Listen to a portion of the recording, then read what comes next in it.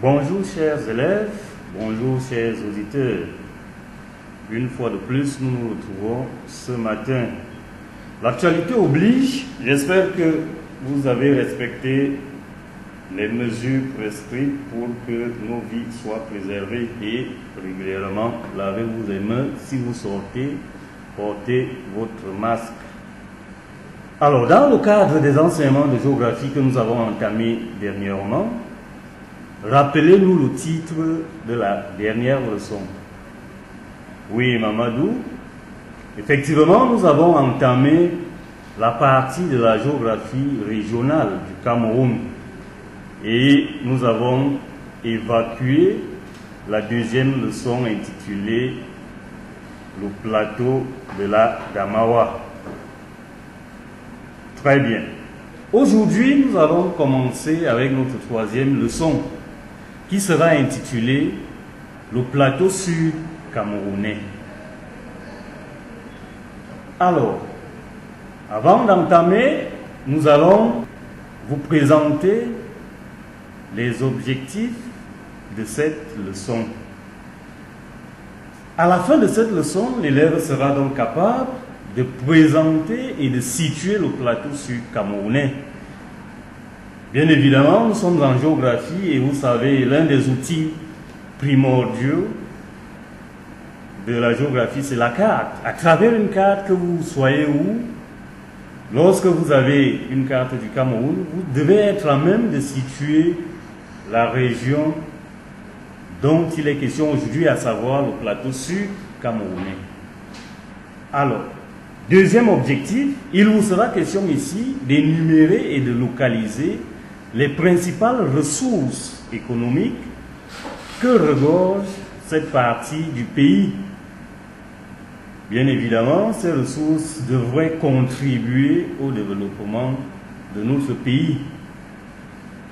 Alors, sans tarder, nous allons observer cette carte. Il s'agit ici d'une carte administrative. Il est donc question ici de délimiter la superficie qui correspond au plateau sud camerounais. Alors, lorsque nous observons notre carte, on constate que la partie régionale qui nous concerne, à savoir le plateau sud, englobe plusieurs régions sur le plan administratif.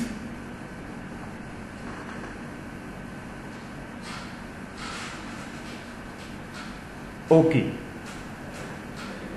Sur notre carte, on peut donc identifier aisément les trois régions qui sont concernées. Observez la carte. Alors, Aïssatou, allez-y. Quelles sont les régions sur le plan administratif qui constituent le plateau sud camerounais? Oui, il s'agit de la région du centre. Oui. Vondo. Y a-t-il une autre région? Oui, la région de l'Est. Très bien. Alors, Fotem, y a-t-il une autre région? Oui, la région du Sud. Très bien. Mais ici, vous devez savoir que dans la région du Sud, seul le département de l'Océan ne fait pas partie du plateau sud camerounais. En résumé, nous pouvons donc dire que sur le plan administratif, le plateau sud camerounais correspond à trois régions administratives, à savoir le centre, l'est et le sud, excepté le département de l'Océan qui fait partie de l'un des 4 départements du sud. À partir toujours de la même carte, on peut constater que cette région est limitrophe à certains pays voisins. Regardez la carte et identifiez ces pays. Oui, Yaya, à l'est, on constate que le plateau sud est limitrophe à la République centrafricaine. Très bien. On en a. Oui, au sud, on constate également que le plateau sud est limitrophe à la République du Congo-Brazzaville, la République du Gabon et la Guinée équatoriale. Alors, après cette présentation de la carte, nous pouvons donc aisément délimiter et situer le plateau sud camerounais sur la carte du Cameroun. Très bien. Nous allons donc relever notre introduction.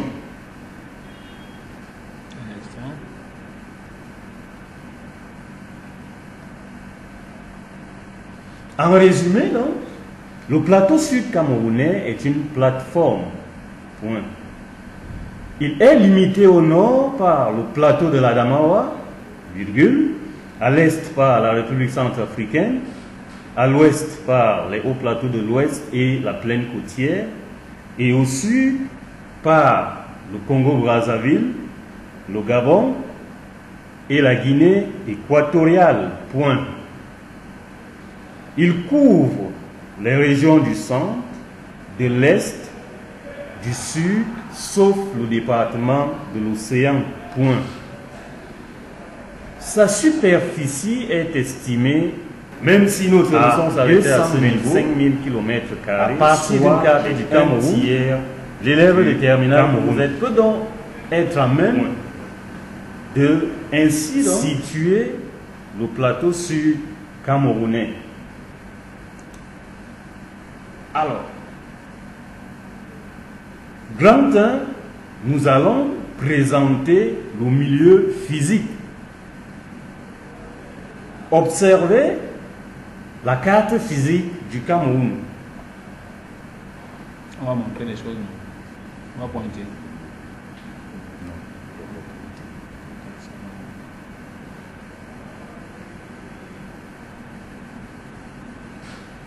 À travers cette carte, faites 2 remarques. Oui, et Sama remarque que les couleurs ne sont pas identiques. Oui, très bien. On peut donc constater que dans notre carte, les couleurs représentent le relief. Oui. Également, nous avons des chiffres qui apparaissent sur notre carte. Effectivement, ces chiffres au niveau de la légende nous présentent les différents bassins hydrographiques. Et également, nous avons des cours d'eau qui y sont représentés. Alors, BIA identifie un élément du milieu physique. Très bien, le relief.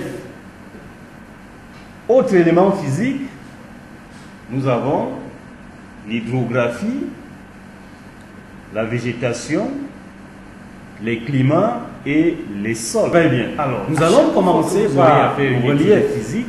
Alors, voilà les différents à la maternelle ou à l'école primaire, on nous a dit que le relief, c'est l'ensemble des inégalités du sol. Alors, il est question ici de voir comment est-ce que le plateau sud du Cameroun, quel type de relief présente cette partie du pays.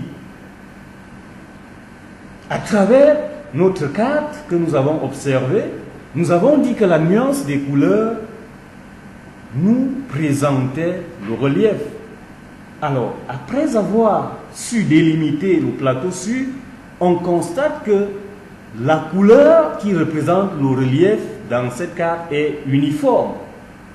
C'est à partir de là que nous pouvons déterminer le type de relief dont il est question dans le plateau sud-camerounais. Nous retenons donc petit 1, le relief. Le plateau sud-camerounais est une pénéplaine. Point. Alors, une pénéplaine ici, c'est une surface presque uniforme où il n'y a pas de saillie. Donc, à l'ouest, on rencontre des collines séparées par des vallées. L'est est le domaine des bas plateaux et au nord, il s'agit des grands massifs. Point. Alors, pour mieux comprendre ici, lorsque nous parlons des collines et des vallées, il s'agit ici de la zone du centre. Lorsque vous êtes à Yaoundé, vous avez par exemple le mont Elumlen, le mont Feu et bien d'autres. Ce sont ces différentes collines qui constituent également une partie du relief du plateau sud-camerounais, pendant que dans le Grand Sud, comme on vient de l'évoquer, il s'agit pratiquement de bas plateaux. Alors, en résumé, on peut donc dire que le relief, de manière globale, est une pénéplaine, c'est-à-dire une plateforme. Deuxième, troisième et quatrième élément physique, nous allons voir le climat, la végétation et les sols. Alors, Vondo qui vient du sud, là, des Bolova, comment se présente la pluviométrie dans ta région? Oui, Vondo nous dit que régulièrement il pleut beaucoup et il y a une alternance entre les pluies et la sécheresse. Très bien. On dira donc ici que cette région caractérise ou alors est caractérisée par un climat équatorial où de longues saisons de pluie s'alternent avec des saisons sèches, à ne pas confondre avec ce que nous avons observé au niveau des monts Mangara, c'est-à-dire concernant la région du nord et de l'extrême nord, où le climat était de type tropical. Alors, nous pouvons donc dire ici que le climat est de type équatorial. Alors, nous allons noter, le climat du plateau sud-camerounais est celui de la zone équatoriale de type guinéen. Point. Les températures sont élevées, entre parenthèses, en moyenne 24 et 26 degrés Celsius, avec une faible amplitude thermique. À titre de rappel, l'amplitude thermique ici est la différence de entre la température la plus élevée et celle la moins élevée. Lorsqu'on regarde 26 qui est donné ici comme une température moyenne élevée et 24, on constate que la différence est de 2. Donc il n'y a pas trop de différence de température dans cette région. Donc les températures sont élevées, 24 et 26 degrés en moyenne, avec une faible amplitude thermique. Point. Les précipitations y sont abondantes et s'étalent sur 4 saisons. Donc on constate ici qu'on a régulièrement, durant l'année, 2 grandes saisons, à savoir une grande saison de pluie et une grande saison sèche, et 2 petites saisons également, une petite saison de pluie et une petite saison sèche. Donc globalement nous avons 4 saisons. Donc le climat ici est de type équatorial guinéen, avec abondance des précipitations. Alors, après avoir donc vu le climat, on peut observer la végétation. Lorsque vous prenez le train, pour ceux qui viennent du centre, par exemple, pour l'Adamawa, on peut constater qu'on traverse beaucoup de superficies de forêt. lorsque vous prenez la voiture de Yaoundé pour les Bolova ou lorsque vous voulez vous rendre à Saint-Melima, vous constatez que nous parcourons également de grandes forêts. Donc, de manière générale, on peut constater que la végétation prédominante ici est la forêt. Et cette forêt est constituée de grands arbres. Alors, nous notons, la végétation est une forêt dense, s'impervirante. Entre parenthèses, vous mettez toujours vert. Vous verrez toujours dans cette région, dans le plateau sud, la végétation sera toujours verte. On peut justifier cette couleur de la forêt. Elle peut être due à la forte présence des précipitations. Dans cette région, nous avons dit ici que les pluies sont abondantes. Donc cela peut justifier le fait que nous ayons ici une forêt toujours verte. Et caducifoliée, c'est-à-dire qui perd très peu de feuilles pendant la saison sèche. Donc, cette forêt demeure verte et elle perd peu de feuilles pendant les saisons sèches, contrairement aux forêts que nous avons observées dans les monts Mandara, dans les régions du nord et de l'extrême nord. Point. Elle regorge de beaucoup d'espèces d'arbres, entre parenthèses, essence. Il ne faut pas confondre ici essence qui veut dire carburant. Essence ici signifie les espèces d'arbres qui sont exploitées et recherchées. Voilà la caractéristique de la végétation. Donc, dans le plateau sud-camerounais, la forêt est dense et s'impervirante. Maintenant, les sols. Lorsque vous allez au champ, pendant les grandes vacances, quand vous accompagnez les parents au champ, vous allez constater qu'en majorité, les sols sont de couleur rouge. Et c'est la caractéristique des sols du plateau sud-camerounais. Donc on dira ici que les sols sont en général de couleur rouge, renfermant des oxydes de fer. Entre parenthèses, on les qualifie de sols ferralitiques. Aussi, elles sont argilo-sablonneux en pays Iton. Donc, dans la zone des Iton, au Bala, Monatélé et autres, dans la Léquié, dans le département de la Léquié, on peut donc constater que les sols sont beaucoup plus argileux ici, donc contiennent de l'argile et du sable. Donc, en résumé, il faut donc retenir ici que le climat dans le plateau sud-camerounais est de type c'est un climat équatorial de type guinéen où les précipitations sont abondantes. La végétation ici, c'est une forêt dense, toujours verte, et les sols sont ferralitiques. Voilà ainsi les éléments physiques concernant le climat et la végétation et les sols. Dernier élément physique, l'hydrographie. Nous pouvons toujours revenir sur notre carte. Au niveau de la carte, on peut observer qu'il y a beaucoup de cours d'eau. Au niveau de ces cours d'eau-là, on peut constater que ces cours d'eau arrosent pratiquement toute la région. Alors, à Tangana, qui vient du centre, signe-nous un grand cours d'eau qu'on rencontre au centre. Oui, nous avons l'Oignon. Effectivement, lorsque vous êtes dans le département d'Union et Sceaux, lorsque vous êtes dans l'Oignon et Foumou, il y a ce fleuve-là qui peut nous apporter assez de ressources en termes de poissons, où vous avez l'habitude de pêcher du kanga, des poissons vipères et autres. Donc l'Oignon fait partie de l'un des grands fleuves du plateau sud camerounais. Oui, au Kala, la Sanaga, très bien.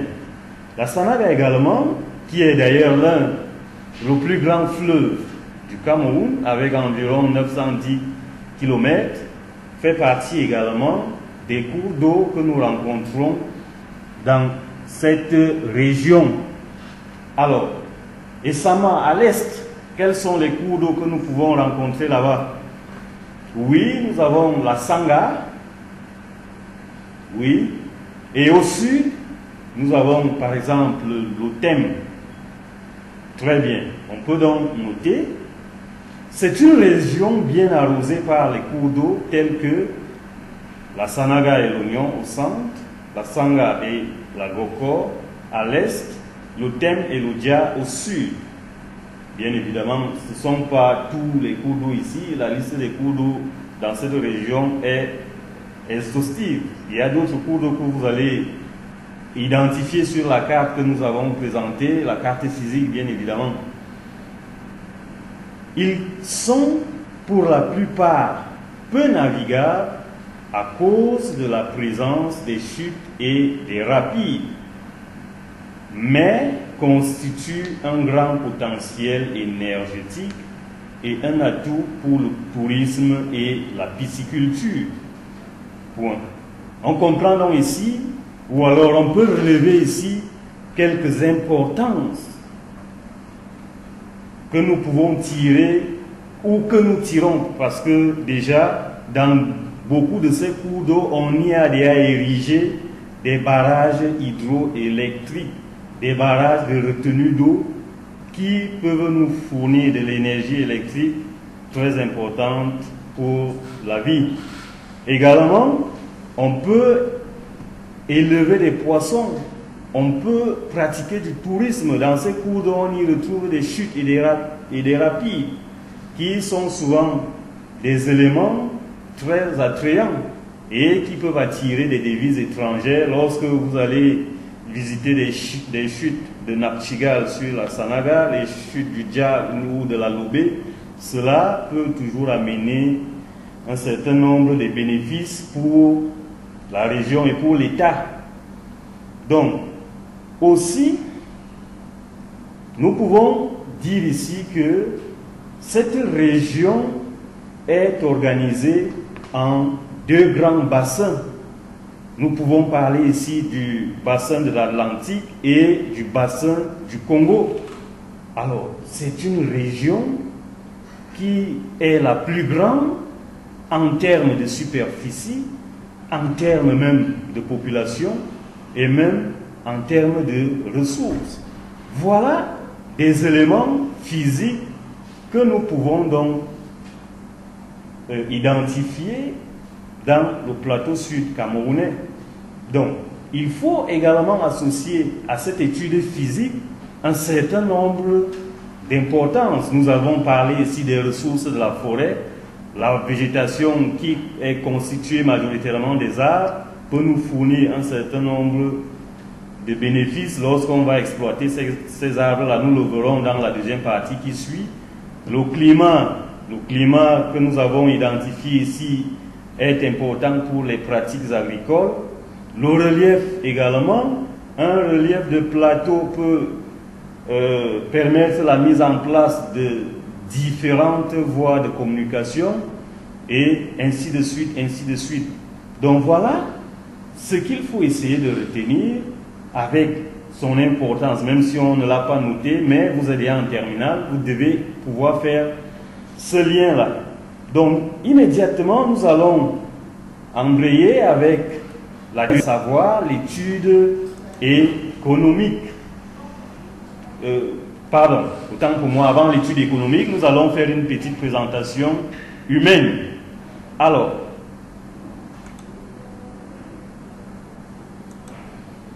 le plateau sud camerounais compte un peu plus d'un quart de la population du Cameroun, soit plus de 5 millions d'habitants. Alors, si on s'arrête ici, on peut faire intervenir l'interdisciplinarité en essayant de faire un peu de mathématiques. Si on arrivait à vous demander de calculer la densité de la population dans cette région, étant donné que nous avons dit que la superficie était estimée à environ 225 000 km², et si nous estimons également la population à 5 millions d'habitants, facilement nous pouvons trouver la densité de la population. Il suffit donc de faire l'opération sur la densité que nous avons déjà vue antérieurement, à savoir la population sur la superficie. Alors, nous rencontrons également ici plusieurs ethnies, à savoir les Pygmées, les Bantous en majorité, entre parenthèses les Makas, les Djem, les Ewondo, les Etones, les Bafia, les Boulous, etc. Les Fulbé, les Baya, ainsi de suite. Point. Le taux d'urbanisation est de 50% au centre. On comprend ici que la région du centre est celle-là qui est la plus peuplée. 30% à l'est et au sud. Donc on peut facilement dire ici que la région du centre contient un peu plus de population que les régions de l'est et du sud. Les principales villes sont Yaoundé, Bertoua et Bolova, qui sont évidemment les capitales régionales de ces trois régions administratives. Mais aussi, nous avons des villes, plusieurs villes secondaires. On peut énumérer quelques-unes: Balmayo, Samelima, Monatele, Abomban, Akonolinga, et ainsi de suite. Alors, ainsi, nous avons présenté quelques aspects sur l'homme, à savoir en identifiant ses ethnies. Sans tarder, nous allons passer à la troisième, à savoir les activités économiques. Alors, nous allons également observer une autre carte. À travers cette carte, il est présenté, entre autres, plusieurs activités économiques. Vous savez, l'économie englobe beaucoup de choses, parmi lesquelles nous pouvons voir des transports, nous pouvons voir les activités agricoles, les activités industrielles, les activités d'échange et même les activités artisanales. Alors, il faut bien regarder la carte. Et à côté ou tout autour de la carte, vous pouvez avoir la légende qui peut vous donner plus amples explications par rapport aux différentes figurines que nous avons utilisées au niveau de la carte. Alors, si nous prenons, observez bien la partie en vert, donc là, nous avons toute cette partie colorée en vert, c'est la zone où on pratique l'agriculture. On y cultive ici le café.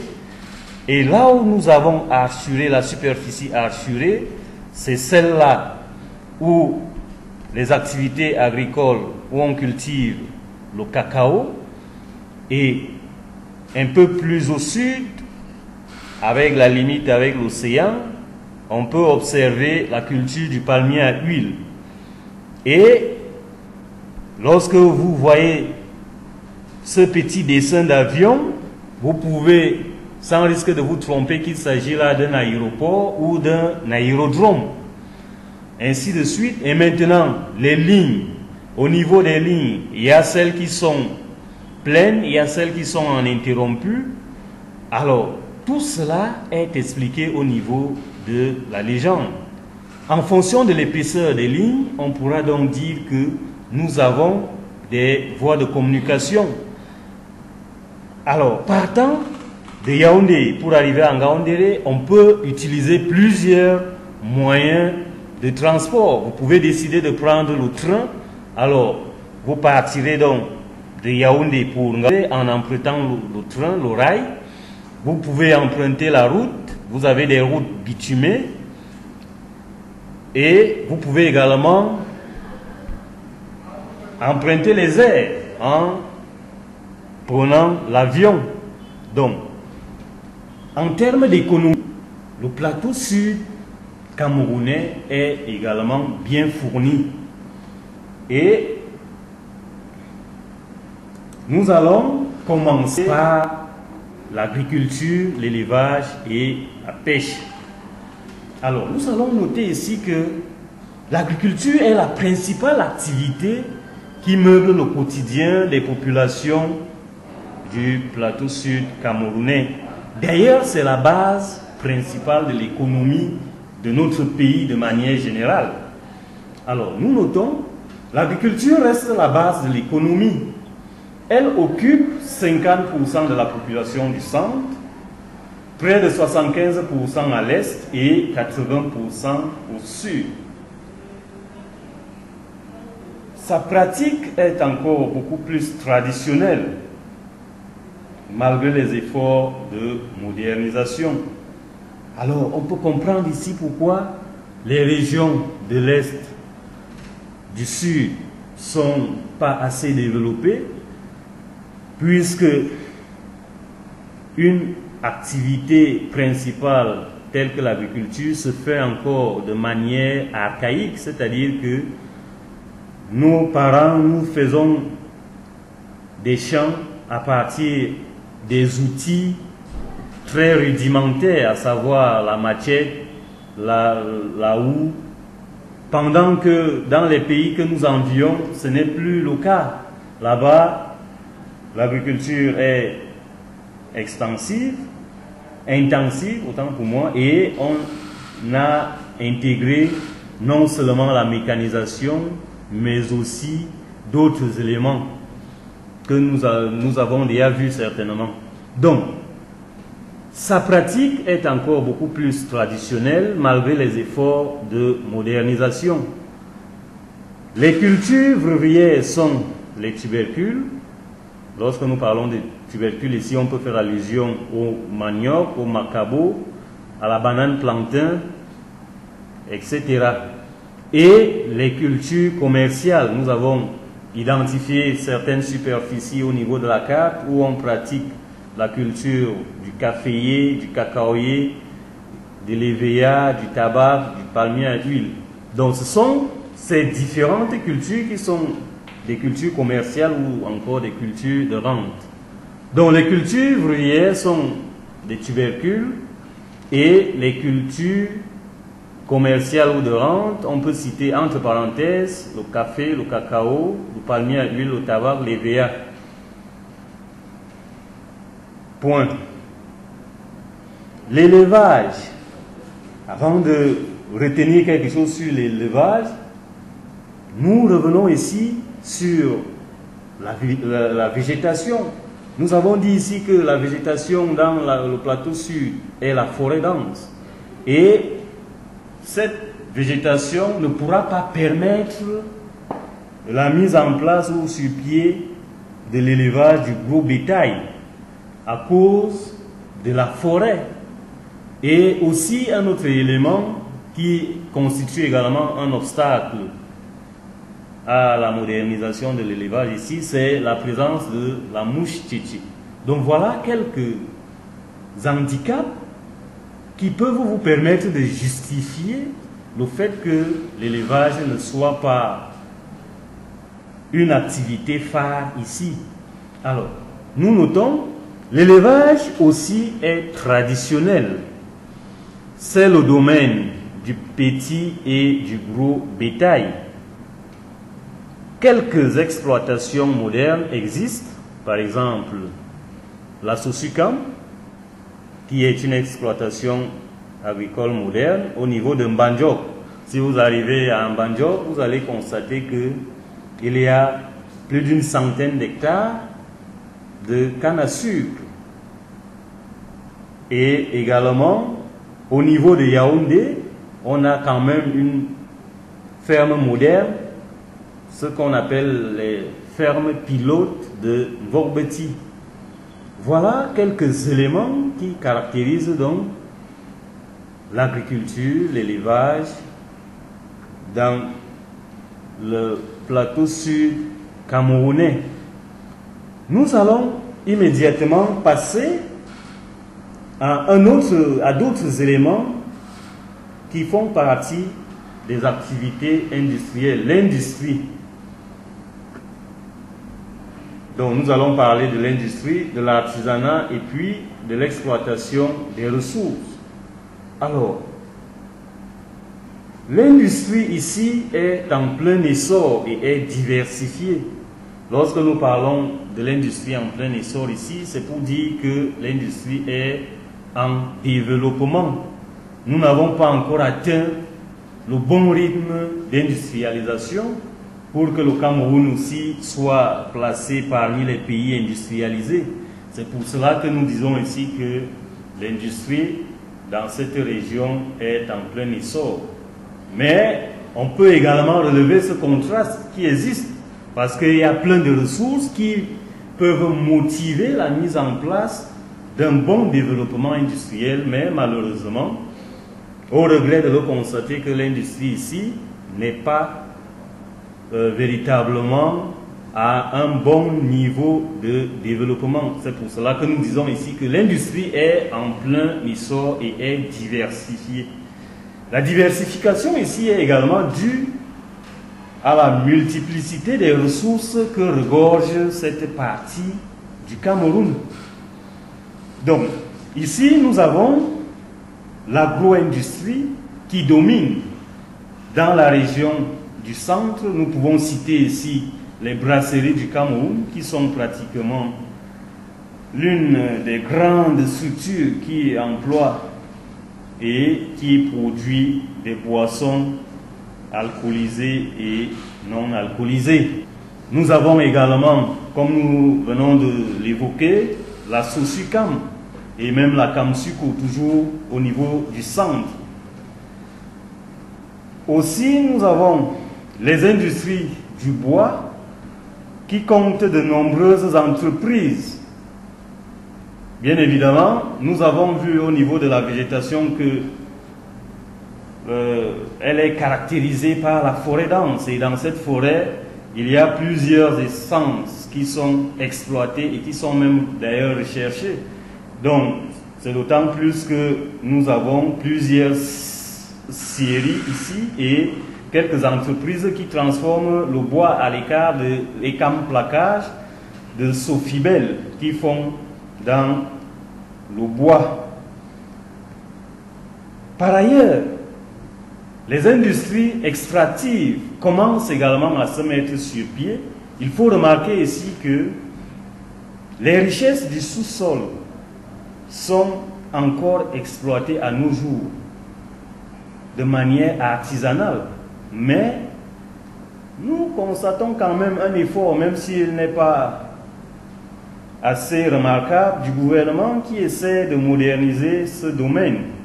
Donc les industries extractives commencent à voir le jour à travers l'exploitation du rutile dans la localité d'Akonolinga. Le fer à Bangminko et bien d'autres. Point. L'artisanat fournit de multiples objets comme des meubles, des sculptures sur bois, des tam-tams, des paniers. Si vous arrivez à Yaoundé au niveau de Voratangnambala, vous allez voir toute une petite industrie de fabrication des meubles de maison à base du rotin. Ce sont là quelques produits de l'artisanat. Et lorsque vous allez véritablement au sud, que ce soit sur la route de Mbalmayo, vous allez également constater là qu'il y a beaucoup d'objets. Ça peut être des tam-tams, ça peut être des mortiers qui sont produits et qui sont exposés en bordure de route à la vente. Donc, pour dire ici que l'artisanat n'est pas en reste ici, malgré que cette activité n'est pas encore très soutenue par les pouvoirs publics. De nombreuses essences parlant de l'exploitation des ressources, nous allons évoquer ici l'exploitation du bois. Donc, de nombreuses essences forestières sont exploitées et recherchées. Entre autres, nous avons la cajou, le sapeli, le moabi, le koumé, le bubinga et bien d'autres. Et c'est ce qui fait un peu le paradoxe de cette région lorsque nous avons dit que comment se fait-il qu'une région comme l'Est, comme le Sud, qui regorge d'autant de ressources et qu'elle ne soit pas assez développée. Donc il faut dire ici que la majorité des hommes d'affaires qui font dans ces domaines s'enrichissent à leur propre compte. Donc c'est pour ces raisons que vous allez constater ici que nous allons également trouver que ce sont pratiquement en dehors du centre des régions qui sont les moins développées parmi les régions du Cameroun en tout. Parce que vous constaterez ici qu'à l'Est, l'Est est pratiquement la dernière région en termes d'éducation. Vous arrivez là-bas, vous ne trouverez pas des salles de classe comme nous les avons ici. Et c'est comme ça que malgré autant de ressources que regorgent ces régions, leur développement tarde à véritablement se mettre sur pied. Donc d'autres ressources minières sont également, nous l'avons évoqué, exploitées de manière artisanale. Nous avons de l'or, du diamant, du cuivre, qui font l'objet d'une exploitation artisanale. Donc ainsi, nous avons essayé d'élaborer en ce qui concernait l'industrie, l'artisanat et puis l'exploitation des ressources. Nous allons prendre un dernier volet dans les activités économiques, à savoir les transports, échanges et le tourisme. Alors, lorsque nous avons observé notre carte, nous avons dit qu'il y avait beaucoup d'activités de transport. Yaoundé a pratiquement le plus grand aéroport international, Yaoundé-Simalone, qui permet les échanges entre cette région, donc le pays, et puis le monde extérieur. Également, nous avons parlé du rail qui part de Yaoundé vers la partie nord du pays. Ça permet à ce que les échanges puissent se faire entre le plateau sud-camerounais et les autres régions et même les pays limitrophes. Donc nous notons que le plateau sud-camerounais est desservi par plusieurs voies de communication, un aéroport international à Yaoundé, un aérodrome de classe B à Bertois et Batouri, point. Le chemin de fer assure 750 km entre le centre et la Damawa, point.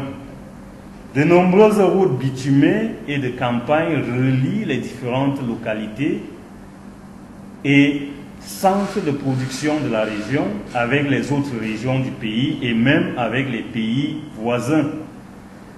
Nous avons vu ici au niveau de la situation de notre zone que le plateau sud-camerounais est limitrophe à la République centrafricaine, à la République du Congo, du Gabon et puis de la Guinée. Donc, ce qui permet, bien évidemment, des échanges entre ces pays. On exporte le café, le cacao, le tabac, le bois vers l'extérieur et le Grand Nord Cameroun pour le bois. Le tourisme reste peu développé, mais regorge de nombreuses richesses. Nous avons évoqué ici de la présence des chutes et des rapides. Nous avons également de nombreuses réserves, par exemple la réserve du Dia. Nous avons également quelques sites, par exemple au niveau du sud en Kolandom, vous avez un certain nombre de potentialités touristiques qui peuvent impulser le développement touristique du plateau sud camerounais. Donc le tourisme reste peu développé, mais regorge de nombreuses richesses et potentialités, entre parenthèses, présence de chutes telles que les chutes de Nakchigal, Memvele, la Lobé, etc., les réserves forestières et fauniques, et puis les campements. Alors, à l'est, ces campements sont attrayants et beaucoup d'étrangers souhaitent souvent visiter ces campements.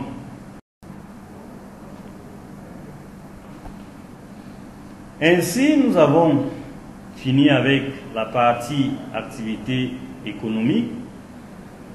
Vous pouvez donc déjà, sans risque de vous tromper, développer sur cet ensemble de choses. Nous avons parlé de l'agriculture, de l'artisanat, de l'élevage, du tourisme, du transport, des échanges. Et donc, le plateau sud camerounais regorge. En conclusion, le plateau sud camerounais regorge d'importants potentiels de ressources naturelles qu'il faut contrôler et gérer de manière durable. Gérer de manière durable, c'est-à-dire exploiter en tenant compte non seulement des générations actuelles, mais aussi des générations futures, et en mettant beaucoup d'accent sur l'environnement. Il faut exploiter, mais en tenant compte de l'environnement. Voilà pourquoi nous demandons à ce que ces ressources soient gérées de manière durable. Aussi, son désenclavement peut participer au développement économique du pays.